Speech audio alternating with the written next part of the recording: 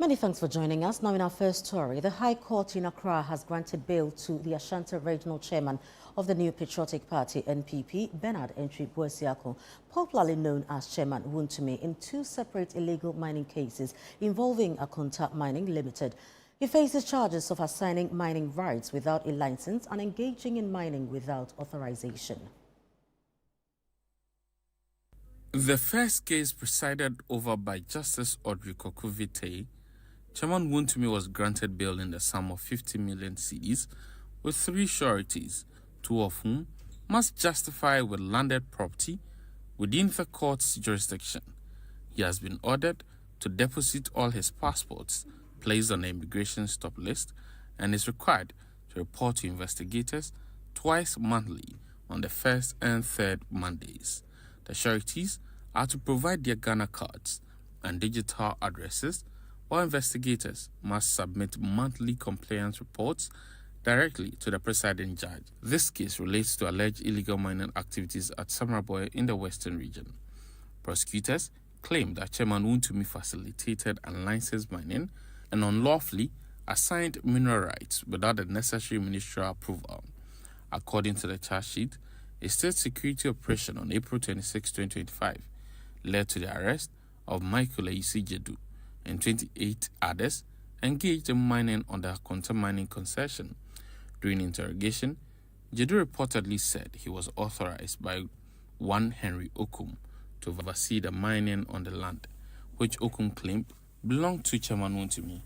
Investigators allege that Okum admitted to receiving permission directly from Chairman Wontumi to carry out the operations, despite the absence of ministerial approval as required by law. The court has directed prosecutors to file all disclosures within 3 weeks, with the next hearing scheduled for October 28, 2025.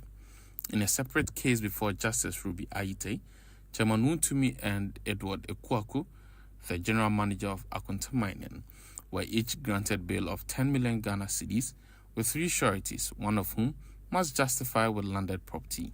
They are also to surrender their travel documents to the court registrar and report to investigators every other week until further notice.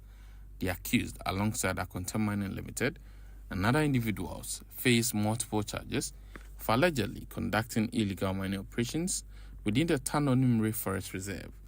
The NPP's Ashanti Regional Chairman, Bernard Entry Boesiako, also known as Chairman Wontumi, is facing two separate trials, all related to his Akonta mining. One with respect to illegal activities with the Samraboy concession, and the other related to illegal activities in the Tanonimre Forest Reserve. He has pleaded not guilty to all charges. In one case, he's been granted bail to the tune of 50 million Ghana cedis, and in another, a bail to the tune of 10 million Ghana cedis. Reporting for Channel 1 News, Hansen Ajiman.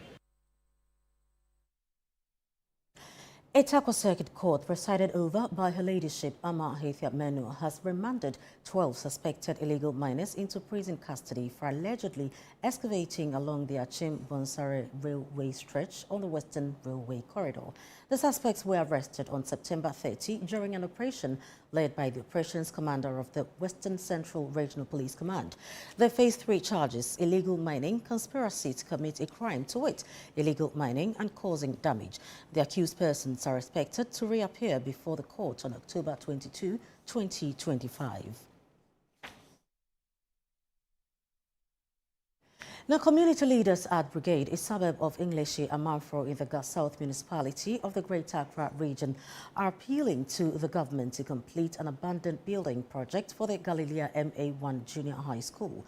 The appeal follows the discovery of a lifeless body in one of the classrooms, which led to the suspension of academic activities on Tuesday. Correspondent Akwesiado reports. Students discovered the unidentified body in one of the classrooms, sparking fear and confusion among pupils and staff. As at 6:11, then one of our teachers came. So we confronted him and told him that someone is lying. As at this time, he hasn't woken up. I mastered up the carriage and tapped his feet 5 times. He didn't respond. Then we studied further. Then we saw he wasn't breathing. Although the authorities, including the local police, were informed immediately, delays in retrieving the body and fumigating the premises disrupted academic work. It has seriously distracted us in so many ways because we're supposed to be in session learning. But from 6 o'clock that I reported here till now, past 11, nothing has happened. The Galilea MA1GHS originally operated from a partitioned hall that once housed military personnel who worked on state farms under Dr. Kwame Nkrumah's administration. About a decade ago, a new school block was initiated, but construction remains incomplete. With no doors or windows, management had to relocate students into the unfinished structure after the old building became unsafe.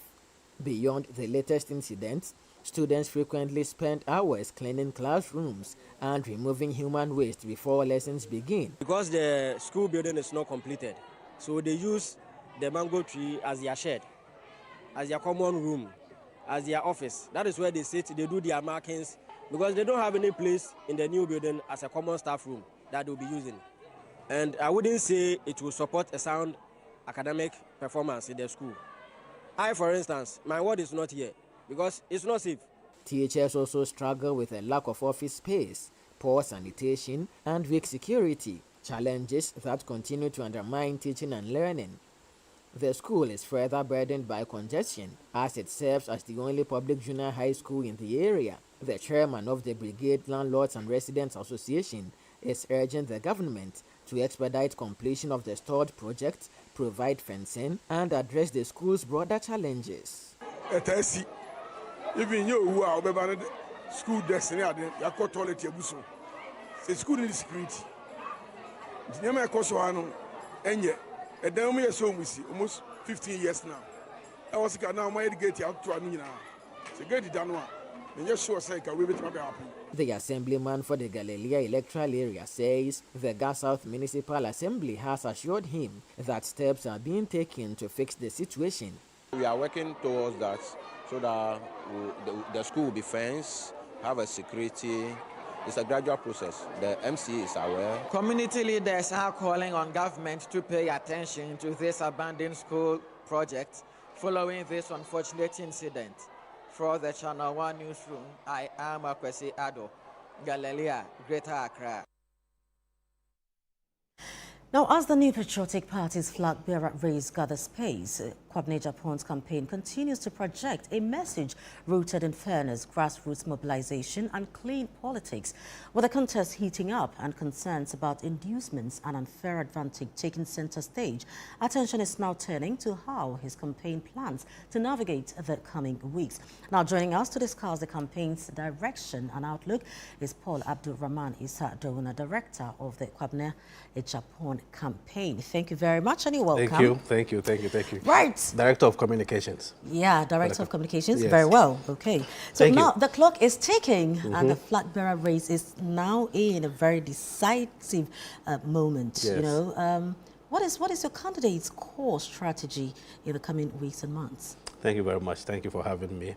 You know, basically what we are trying to do as a campaign is to try to bring back the conversation on what politics should actually be. Politics is supposed to be the highest form of public service. So anybody who goes into politics should go in to make sure that it's more or less like a utilitarian form of project, that how can we get the greatest good for the greatest number of people in society. And we look at where our politics is going, where politics now seem to be about aggrandizement, accumulating wealth. And that is what the Kwabena Japan campaign wants to depart from, that politics should be anchored on three things: service, sacrifice, and selflessness. Right. Once you go into politics, you should be ready to serve, you should be able to sacrifice, and you should be selfless. You should always look out for the vulnerable in society. So after we started our constituency tour, as we speak, we've done about 32 constituencies in the Greater Accra region. We just have 2 constituencies to wrap up our Greater Accra regional tour. We've already done 11 constituencies in the Ashanti region. We are gearing up to go and wrap that one too up. And anytime we speak to the MPP delegates. We tell them that this is what politics should be. That is what Kwabena Japan promises. That when they give him the mantle to become the flag bearer of the party, and of course when he becomes the flag bearer, we are sure that Ghanaians will give him the nod to become the president, and then we'll bring politics back to what it's supposed to be, which is everything you do should be targeted at making lives better for the people. Right now, your candidate has also raised issues on fairness and a potential misuse of incumbency. How are you strategizing to ensure that there's a level playing field, and are you looking at using internal, machinations to achieve this? Oh yes, I mean, there's an internal election. In fact, if you look at our message, we are saying that we are not acrimonious. The MPP must be unified after the 31st of January. So we are not going to be acrimonious. We are not going to do rabble-rousing. When we have a concern, we raise it with the party. Don't forget, Engineer Kwabena Japan was a former general secretary of the party. So he understands the party structure. He respects party structure. So when we have an issue, we pick it with the party. And then because we know what we are, we understand the MPP constitution, we're able to deal with it at that level. So yeah, whatever issues we have, we are dealing with it at that level. Right, so let me also find out from you the issue of inducements and moneycracy. You are contesting against people with high-level resources. So how are you? Well, yeah, right. So, how are you ensuring that you can match up, while staying true to your clean and principled politics? Yes. You see, that is one of the cancers that this campaign wants to uproot from the body politics in Ghana. The monetization of politics. So, if you look at, in fact, in Kwabena Japan, after the loss we suffered in 2024, when he sat down and evaluated what has happened, he said, look, one of the reasons why this monetization issue is eating up the party, and it's not just the MPP, if we are to be honest, but let's deal with the MPPs on now, is that sometimes because just a few people are voting, then people are able to induce them. So that's why he made a proposal on the 17th of April to the party that, look, let's expand the voting populace. Include all former polling stations from 1992, at the time they were called wards. Include all of them. Include all former polling station executives. Include all former constituency executives, all former DCs, all former ministers, all former MPs. Expand the voting base so that you get about at least 2 million people voting. If you have 2 million people voting, and somebody wants to go and buy, as we say, 2 million televisions to come and share, the person should go and buy it so that we all see it.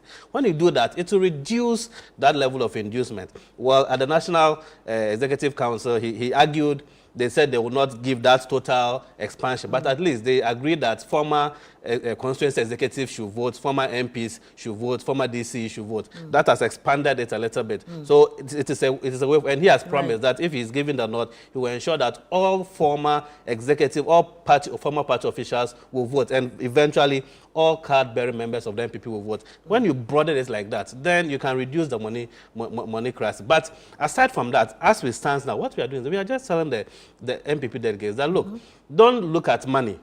Look at who can deliver the job. Look at who can give MPP power in 2028. Right.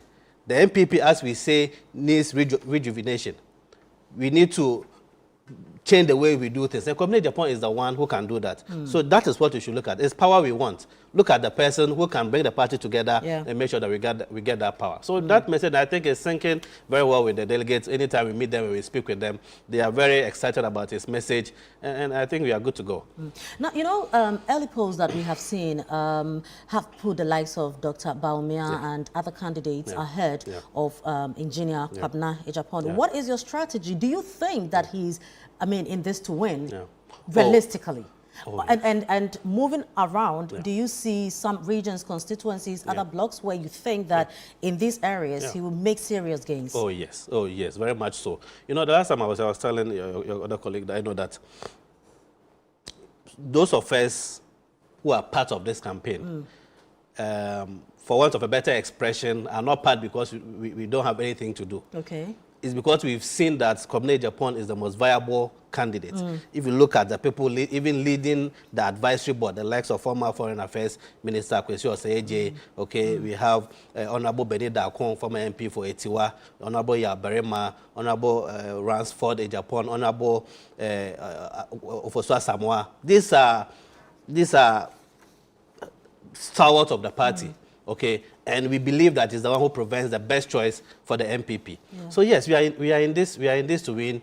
We have our own strategy, and with regard to the poll, you know, you are a brilliant journalist, and you know that if polls were what determines president, but Donald Trump wouldn't have won 2016, he wouldn't have won 2024. Yeah. I mean, what Alan Lichtman, who is claimed to be the Nostradamus of polls with his 7 keys, said he has looked at 7 keys, Kamala Harris is going to win. And what happened? Donald Trump won.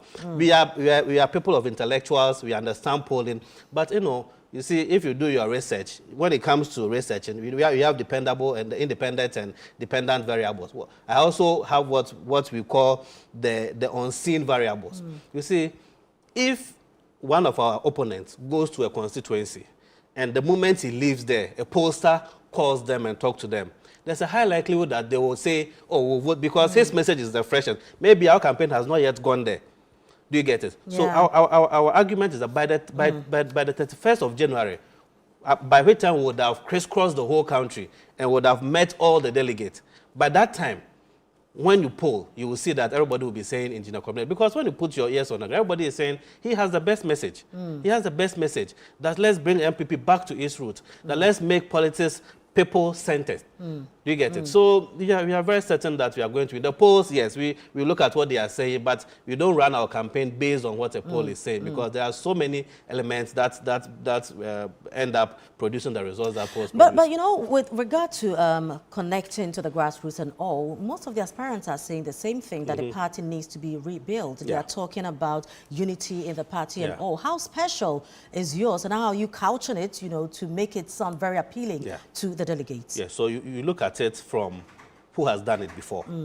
So let's first of all take Engineer Kwabena Japon's tenure as the General Secretary of the party. By the time he was orchestrated out of the party in 2015, he had done about 250 polling station election for the MPP parliamentary primaries. So if we went into 2016 election, the MPP had 169 seat. It was because of the work he did before he was orchestrated out. Since he left, we've seen what has happened to the party. Now it is 87 members. So he's done that before. Right. He's the first person who asked every constituency, because he believed that elections are won at the constituency. So he asked all the constituencies in the country to open bank accounts. And he sent money to all the constituencies, and they received it. So he has demonstrated he understands how to build the party. He understands the party structure. He has demonstrated that. If you look at, and the next point is that, you know, whether we like it or not, the last 4 years was difficult for Ghanaians due to external factors, the debt exchange, COVID, the right. They were all, and of course, people blame the government, and rightfully so. Which you've taken responsibility for. Yes. So, but if you look at all the people who are contesting, the only person who was not part of the last government is Kwabena Japan.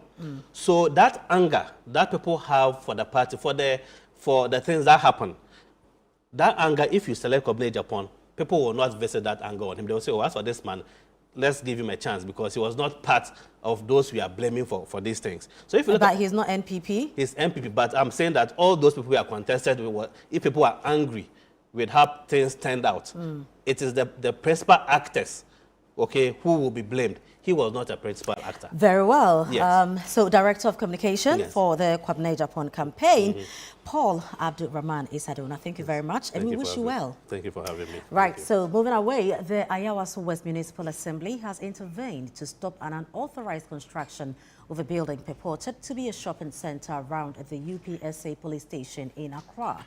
Authorities say the developers had no permit to undertake any project on the land, which allegedly belongs to government. Rachel Engman has more in the following report. According to officials of the Ayawaso West Municipal Assembly, the developers had ignored earlier warnings to halt the project, which also posed a safety threat due to its location close to a high-tension electricity pole. A special operation led by Municipal Chief Executive Dr. Michael Mensah and supported by armed police officers resulted in the seizure of construction materials, including several bags of cement and a concrete mixer. I can speak on authority that this foundation does not have building permit. But then the building permit is very important so that we make sure that you don't create problems for us. We make sure that when there is fire, we'll be able to what? Take care of the fire. And when there is issue with sanitation, we will be able to address all that. But this building has no permit, and people are also litigating over the piece of land. But again, to the best of my knowledge, this land or this piece of land is a government land. And the land is earmarked for the zonal council office. This is to the best of my knowledge. The MCE cautioned that anyone without a building permit will be prosecuted in accordance with the law. I want to appeal to everybody again, once again, within the municipal assembly to come and regularize their permits, because we are going to arrange them before the courts. We are in the process of arranging everybody without building permits before the courts. In a related development, the municipal director for NADMO, Theophilus Gakpo, appealed to the Lands Commission to stop allocating land without involving the assembly. He also called for land to be released for key municipal projects. We are pleading for the Land Commission. Ayawasu West, the municipal assembly need a land to build our own. We are in a renting apartment. We are pleading for the Land Commission. Our land in Ayawasu West, please, they should stop giving it out, issuing it to people without the assembly, because we need land, as we are talking to you now, as the municipal assembly, to build the 24-hour economy market that the president has given to us. We need those things, the land, the schools, and all the development the government wants to do. We need the land, and our land in Ayawasu West is just grabbing by people that we don't know. Following the halt of this unauthorized project near Highton Shimpo, close to the UPSA police station, the Ayawasu West Municipal Assembly has called on individuals to seek building permits before embarking on projects, or else have themselves to be blamed. Reporting for Channel 1 News, I am Rachel Engman. Motorists have been left flooded following Tuesday's October 7 downpour. The downpour, which began after 2 p.m., caused flooding in several low-lying areas, including Malam, Barrier, Kanishi Circle and Adabraka, among others. Channel 1 News' Fauzu Masaudu is live at one of the affected areas. Thank you very much, Fauzu, and tell us exactly where you are and describe the situation there to us. Right. Thank you very much, Prima. I'm at Achimota, precisely the Achimota Old Station. And like many of these drivers who are stuck in a traffic that is rather moving at a snail's pace, the plan was actually to make a stop at Ofanko, on the Ofanko and Sawam stretch. But due to the traffic, we were compelled to make a stop here to indeed, gauge the mood and assess the situation. So far as movement of vehicles are concerned, and usually there is a little bit of traffic on this stretch, but it's more serious now due to the downpour. For the cars that are moving from Circle, Accra Central, Alajo, and what have you, they are to my left, and then on this stretch we seems to be moving relatively well. It's to my right. They are moving from Achimota proper, Ofanko, Amasaman, and what have you. But on this stretch, we see that the drivers are moving at a snail's pace, and like I stated, and it is due to the downpour that has caused some form of gridlock ahead. So I want to get a bit closer to possibly speak to some of them. Boss, good evening. Yeah, Pacho, live on Channel 1 TV. Traffic situation, oh, it's too much. Oh. The traffic is too much. So when they feed you overhead, I go help. You go help. Where are you coming from and where are you headed? I've come from Odona. From Odona. How long has it taken you to get here? 1 hour. 1 hour from Odona to this place at Chimota. Wow. That should be very frustrating. Usually, how many minutes does it take you? Oh, I don't know. Going to Asalaja. All right. Thank you so much. All right, he says he's been in traffic from Odona to this place, a journey that should take less than 30 minutes. He's been in traffic for 1 hour, and he's not even closer to his destination. And yes, so Frema, this is how hellish the traffic situation is here on the Achimota of Fanko stretch, and they say it is as a result of the downpour. Well, the water has receded from this stretch right up to the Ofanko and Sawem highway proper, but the effects in the aftermath of the flooding is telling, and the drivers have to bear the most brunt of it. And you can see that it's also very, very dark behind you, and no proper road markings and all, making the situation quite difficult, right? Absolutely, absolutely, Frema. So, you know, and one thing about this stretch is that there is no alternative route. In fact, if you want to use this place to Achimota, it's really just this place that you are left with. The other parts of the highway actually leads to Medina and then the Temamoto way. So for those who are headed to Nsawem, Amasaman and what have you, this indeed is the only place that they need to explore. Unless, of course, you drive a little bit closer, you get to Dom, and then you can use the road that leads to Ashoman. But until you do that, you would have to go through the stress. Maybe if time may permit, I'll get closer and speak to some more road users on the traffic situation. Good evening, sir. Okay, all right.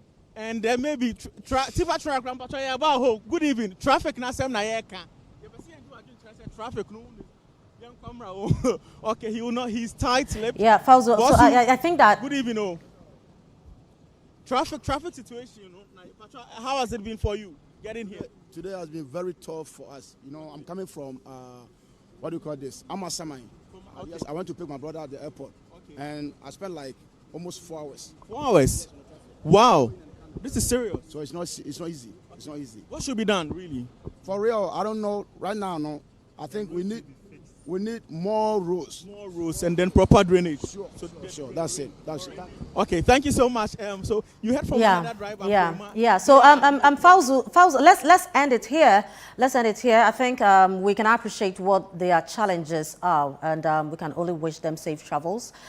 For now, this is what is happening in parts of the capital after this afternoon's downpour. Now, moving away from that, the National Service Authority has declared all June 2025 registrations for the 2025-2026 service year null and void. The announcement follows new reforms introduced by the authority, including revised timelines for registration and the start of the service year. The disclosure was made at a press briefing on Tuesday. Channel 1 News' Sheba Araba Benin reports. On August 4, 2025, the Minister for Youth Development and Empowerment, George Opari Addo, announced the suspension of the centralized management system and halted the registration process for the 2025-2026 National Service Scheme.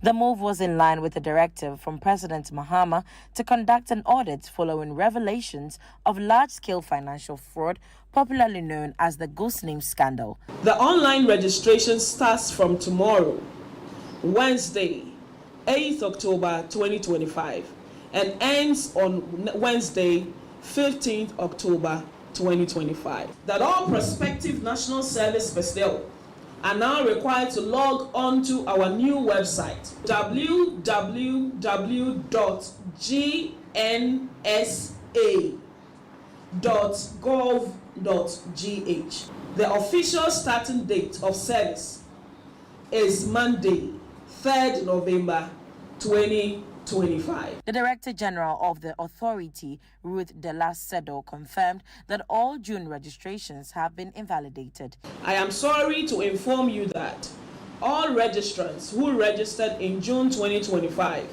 will need to register again, as the previous registrations are now considered null and void. However, and I repeat, however, for all those who made payments in June, I assure you that your monies will be refunded to you. We went through it, subjected it to thorough audits and investigation. We realized that over 2,000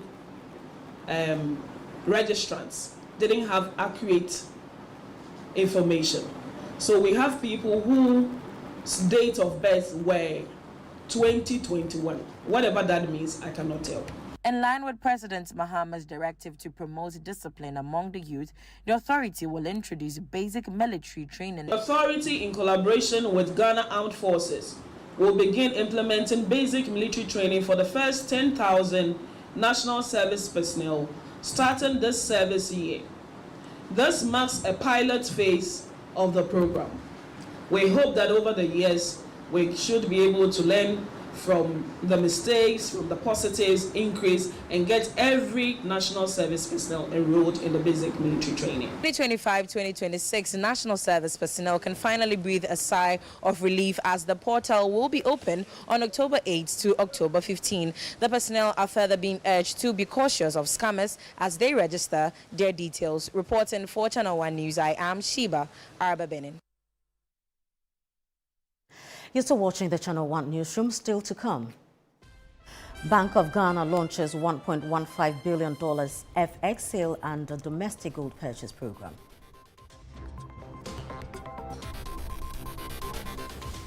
We'll be right back. Do stay.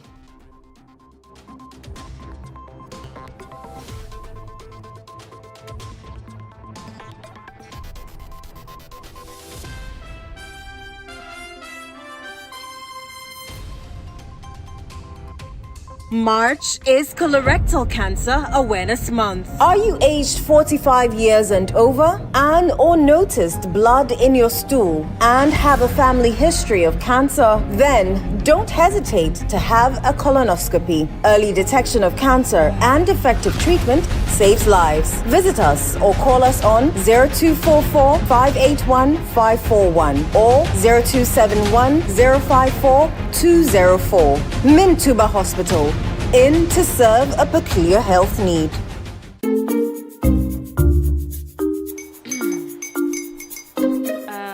Kwame and his uncle are almost here. Wait a minute. This one too, your friend Kwame. Wait, Kwame.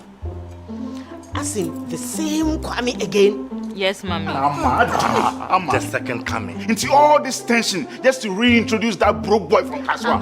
Why would you deceive the family like this again? Now I understand the whole delay. Troll from Kaswa.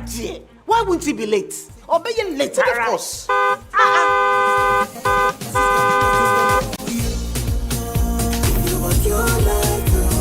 Star 712 hash, star 712 hash. You go be the luckiest. Coffee from Georgia be luckiest. From not the cause she be luckiest. Yeah, you go be luckiest. No matter why you're luckiest. Everybody go be the luckiest. That's Kwame! Send your God the apple boom. If you put it with a so would the coming of the Son of Man be. Hey! Is that his car? Dial star 712 hash. Choose your ticket. Enter your lucky number. Follow the prompts and let destiny handle the rest. This promotion is regulated by the NLA on the Caritas platform.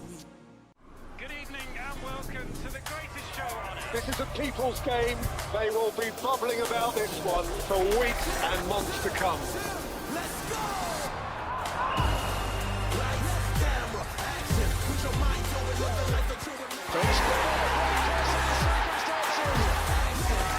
It's on SuperSport all season long. Pay your subscription today. Dial star 759 hash. Available on DSTV and GoTV.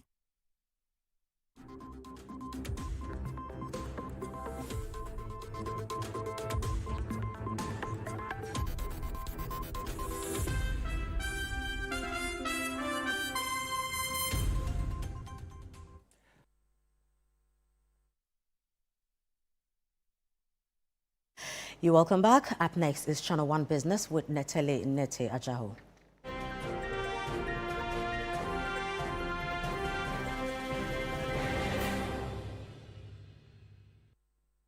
Channel 1 Business is brought to you by MTN and EcoBank.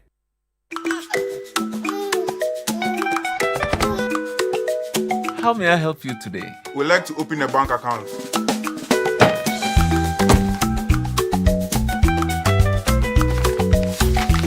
Sign here, sign here, sign here, and here. And now you draw direction to your house. I need your thumbprint. And I'll need your birth certificate too. No, I need the original. A lot has changed since you banked like this. So have we. We've made it easier than ever to open an account online and bank on the go through our mobile app, online banking, and more. EcoBank, a better way to bank your way. Sign here, and here. EcoBank, the Pan-African Bank. You're welcome, Natalie. Hi, Firma. Well, looks like BOG is doing so much, to ensure that on the FX market, yes, right? they want to make sure that people don't go into the black market, so they come straight to the bank. So they are trying to open up a system to ensure that all banks have equal access to foreign exchange. Of course. I mean, as long as we're getting good rates, why not? That's Please the give point. us the details. Okay. Now, the Bank of Ghana has begun a new round of foreign exchange intermediation as part of its domestic gold purchase program, with plans to sell up to $1.15 billion within this month. The initiative, which began this October, aims to strengthen market transparency, enhance price discovery, and deepen interbank FX trading. This report has more details. Governor of the Central Bank, Dr. Johnson Esiama, speaking at the opening of a meeting with CEOs of commercial banks in the country, said the upcoming forex sales will be held twice weekly on a spot competitive basis and open to all licensed banks. Sustaining a stable exchange rate, or deepening credit to productive sectors, and expanding exports. These require close collaboration between the Bank of Ghana and the banking industry. I want to encourage all banks to design and promote export-oriented financial products. I want to encourage them to support SMEs and agribusiness, and I want to encourage them to work with us to enhance FX sourcing through formal channels. He urged banks to adhere to domestic regulatory provisions to strengthen the financial system. I want to urge banks to adhere to domestic regulatory provisions. I want to emphasize that please adhere to our regulatory provisions. Now, a number of areas to emphasize: the use of local insurance companies for import coverage. That's one issue that has come up strongly to help reduce foreign exchange leakages and build local liquidity. We also expect banks to take active steps toward public listing. Dr. Isiama urged banks to adjust lending rates in line with the recent 350 basis point policy rate cut and improved economic conditions. The easing in policy rates has already started to transmit through the financial system, and we are seeing signs of that. Treasury bill rates have declined from 13.4% in July to 10.3% in August. And average lending rates are down from 26.6% to 24.2%. We expect further improvement as banks realign their pricing models to reflect the easing stance.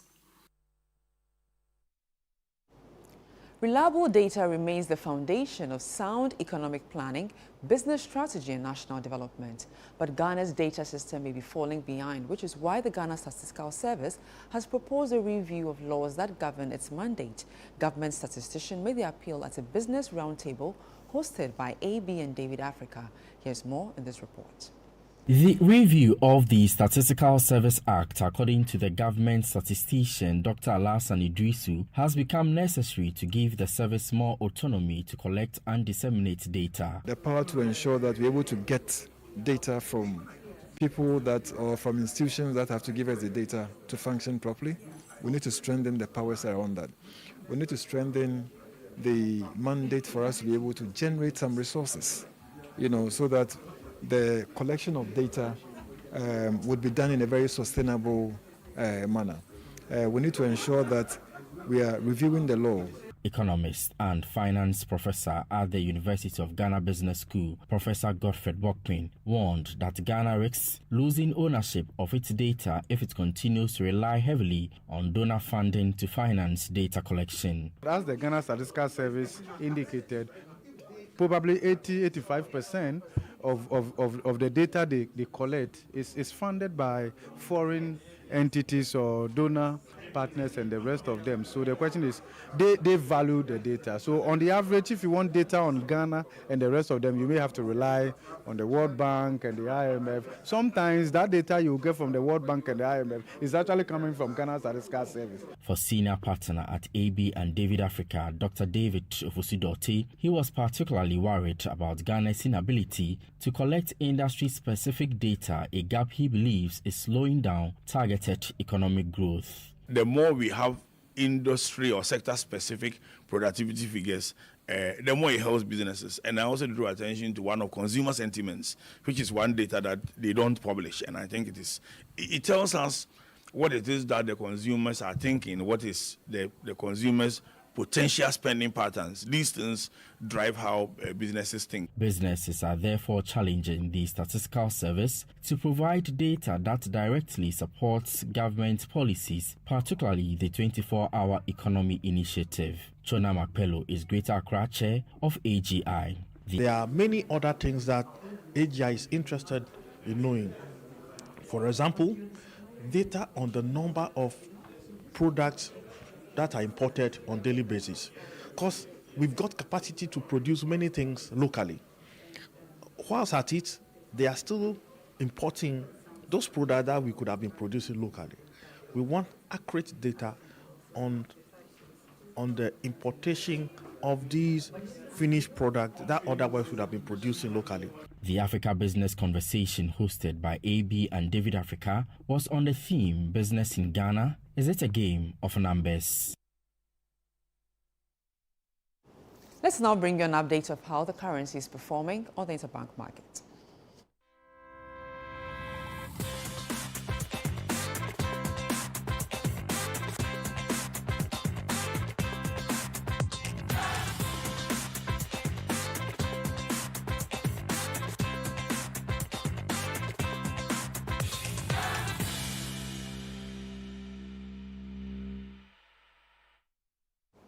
And that's all for Channel One Business. I am Netili Neti Ajao. Back to you, Frema.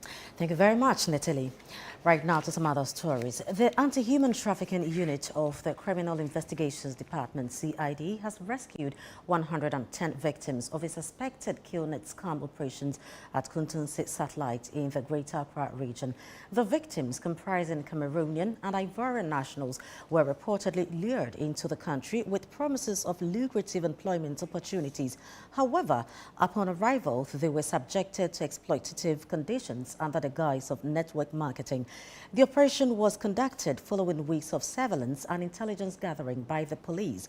According to police sources, initial findings suggest that the suspect used Killnet, a controversial online business platform, as a cover to recruit and exploit unsuspecting individuals from other West African countries. The CID has assured the public of its commitment to intensifying the fight against human trafficking and transactional scam operations, urging citizens to be cautious of fraudulent job offers, especially those requiring upfront payment or recruitment through unverified agents.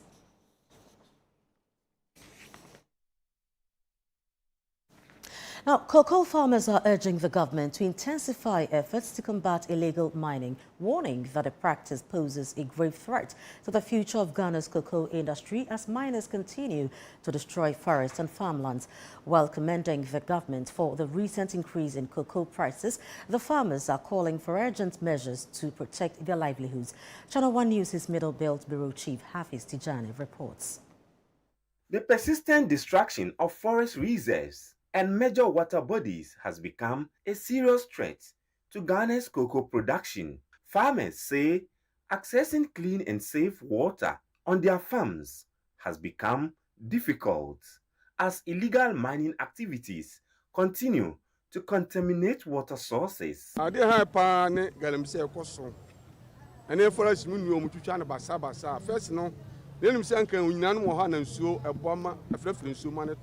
This is how forest men I am for. Jim said that you need that. If so, quite you munan yankee to anyone. A check as in ya, I am quite and you're quite you I am for phone.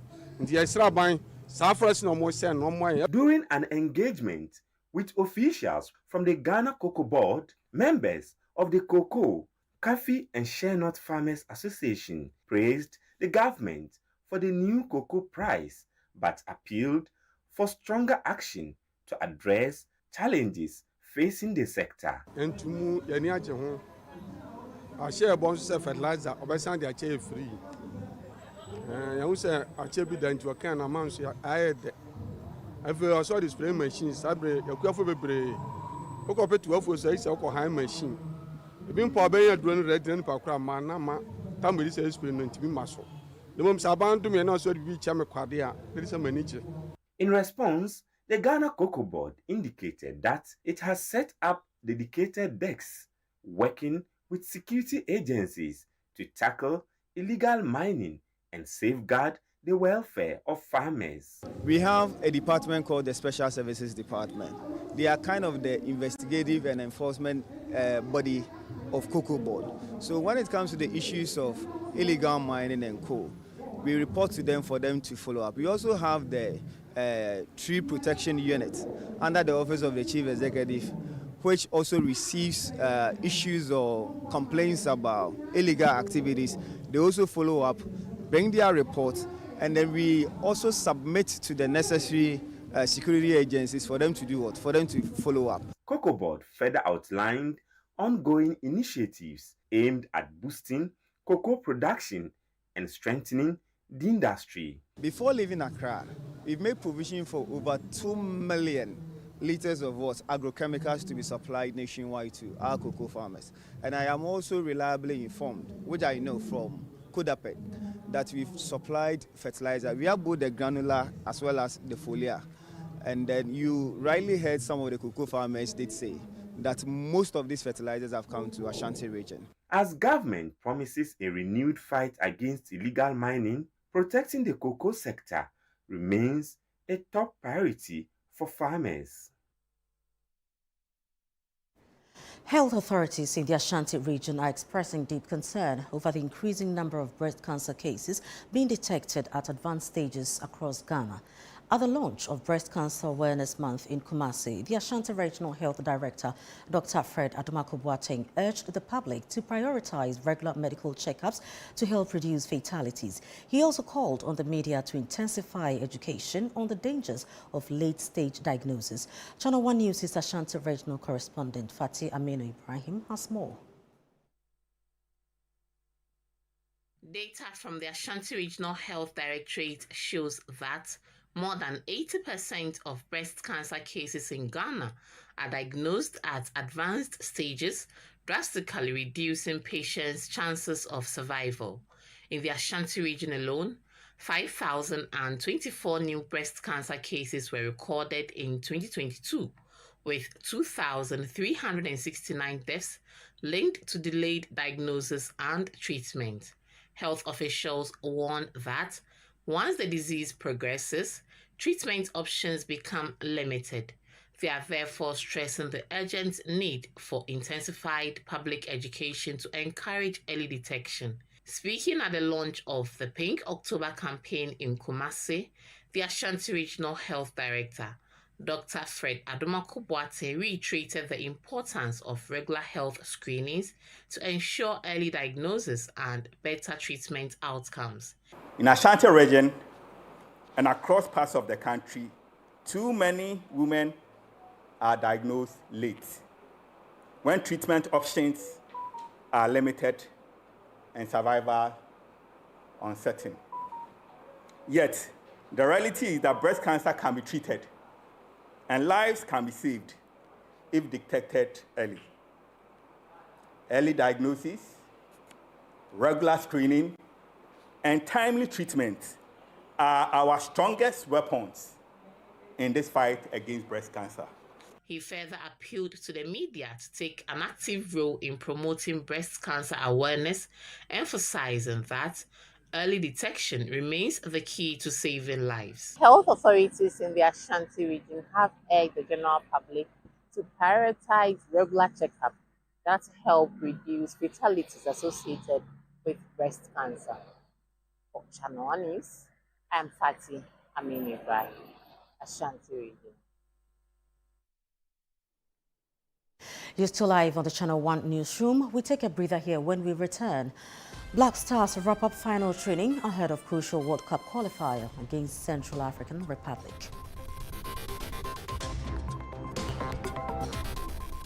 We'll be right back. Stay with us.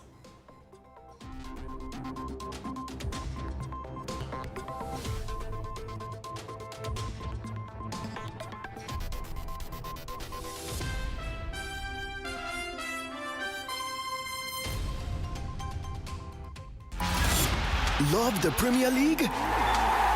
Your DSTV premium subscription could get you there in real life, Charlie. Stay connected for your chance to watch the Premier League live. Man U versus Man City at Old Trafford or Arsenal versus Man U in London. Stay connected to score with DSTV Premium. This promo is regulated by the NLA on the Caritas Lottery platform. Terms and conditions apply.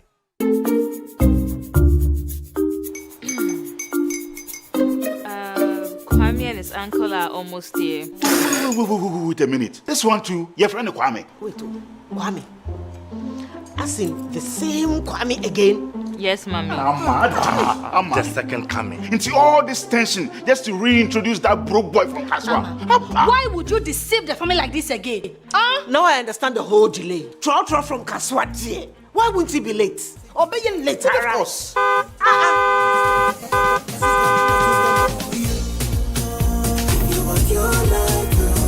Star 712 hash, star 712 hash. You go be the luckiest. Go be from Georgia, be luckiest. From not the because she be luckiest. Yeah, you go be luckiest. No matter why you're luckiest. Everybody go be the luckiest. That's Kwame! Senya God the apple boom. If you put it toye, so would the coming of the Son of Man be. Is that his car? Dial star 712 hash. Choose your ticket. Enter your lucky number. Follow the prompts and let destiny handle the rest. This promotion is regulated by the NLA on the Caritas platform. You are welcome to two of Ghana's finest addresses, Willow Lane and Alphabet City, located at Sakumo. Alphabet City is a premier gated community with 24/7 security. Willow Lane, where luxury meets comfort, spacious 4-bedroom homes with walk-in closet, elevators, and gourmet kitchens. Two lifestyles, one trusted developer at Waylead. Our buildings are ready for you to move in right now. So visit waylead.org or call 0240 111119 to book a private tour today. Waylead, your trusted home builder. Good evening and welcome to the greatest show on earth. This is a people's game. They will be bubbling about this one for weeks and months to come. Let's go!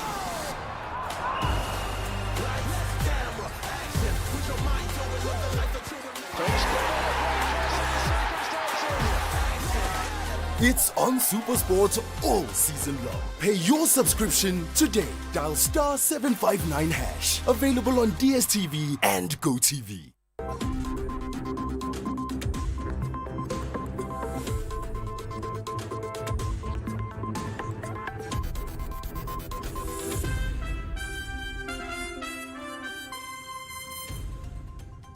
You're welcome back. Next is Channel 1 Sports with Bernard Abekotre.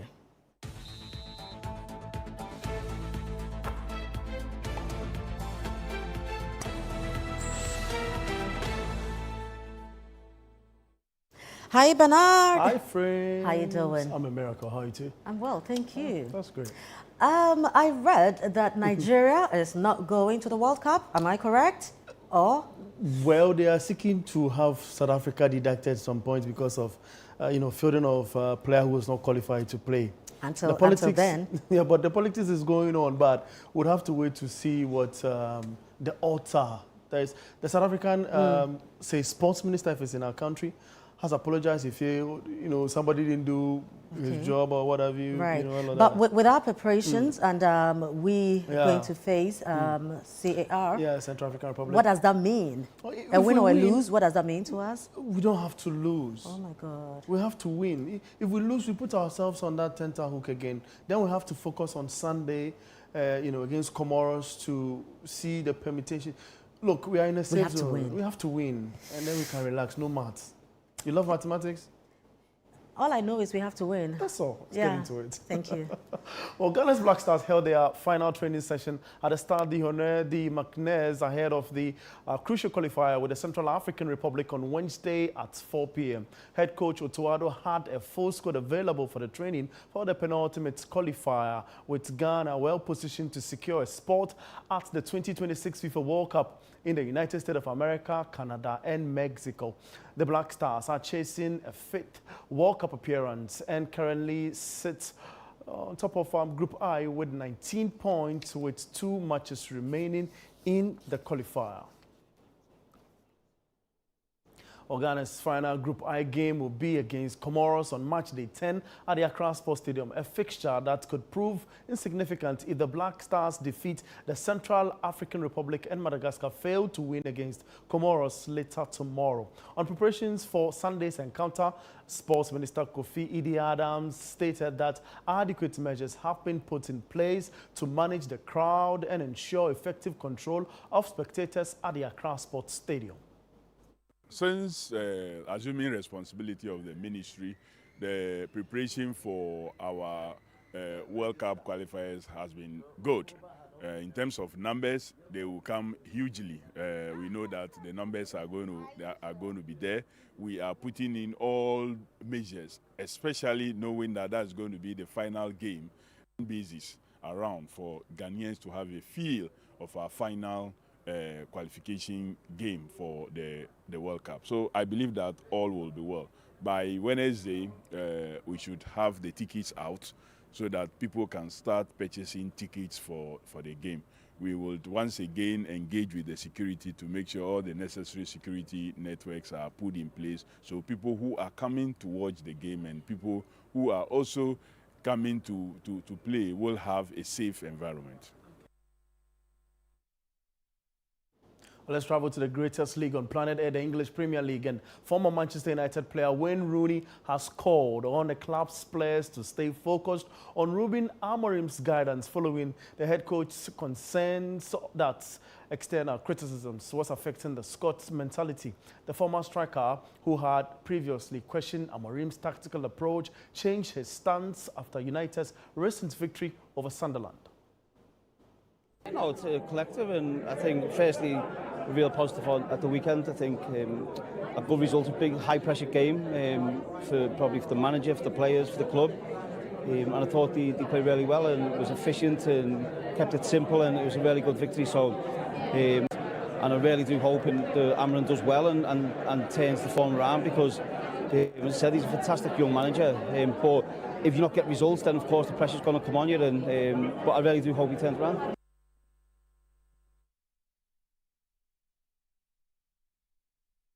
That's the very latest from the world of sport, and I am Bernard Abeku. Over to you, friends. Thank you very much, Abeku. Right now, that's how we wrap up. This has been the Channel 1 Newsroom. I'm Frema Edunyame. Thanks for your time.